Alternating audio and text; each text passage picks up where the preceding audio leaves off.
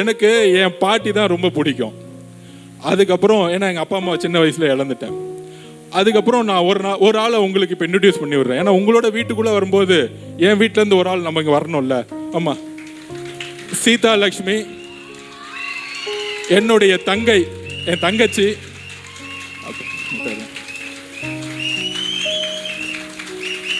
என் தங்கச்சி.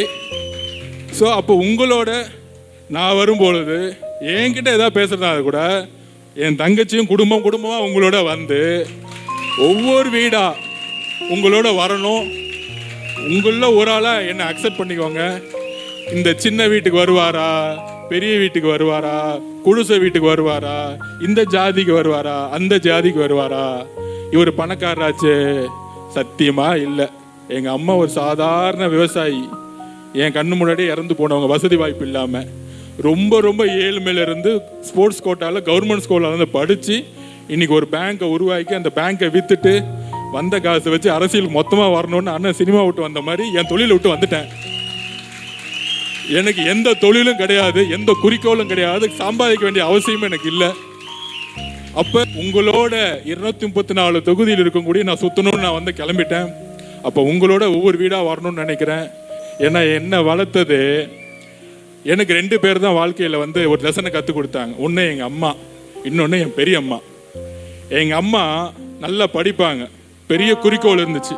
ஆனால் தன்னுடைய அம்மா கிட்ட சொல்ல முடியாமல் கல்யாணம் பண்ணிட்டு போன இடத்துல பல பிரச்சனையாகி செத்துட்டாங்க. ஆனால் எங்கள் பெரியம்மா இருக்கு பாருங்க, பயங்கரமான கேடி.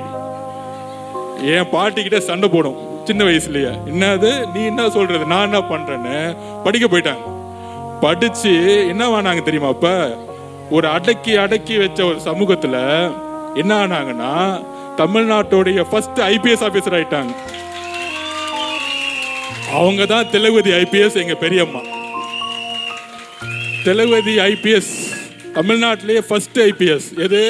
காவல்துறையில் ஆண்கள் மட்டுமே ஆதிக்கம் செலுத்தின இடத்துல எங்க பெரியம்மா அப்பயே எல்லாத்தையும் போட்டு பார்த்து காலி பண்ணிட்டு அன்னைக்கே ஃபர்ஸ்ட் டிஜிபி ஆயிட்டாங்க. அப்போ எவ்வளவு பேர்த்த பார்த்துருப்பாங்க. அவங்கள பார்த்து வளர்ந்தாள் நான். அப்போ எங்க பெரியம்மா ஒரு பெண்ணிடம் எப்படி கண்ணியமாக நடக்கணும், ஒரு பெண்ணுடைய உணர்வு எப்படி, ஒரு பெண்ணுக்கு என்னெல்லாம் பிரச்சனை இருக்கும் உடல்ல இருந்து மனதில் இருந்து சொல்லி எனக்கு வளர்த்துருக்காங்க. அதனால எனக்கு நான் ஓப்பனாக சொல்லுவேன், நீங்க தான் பிரச்சாரத்தை முன்னெடுக்கணும், நாங்கெல்லாம் பின்னாடி வரோம்.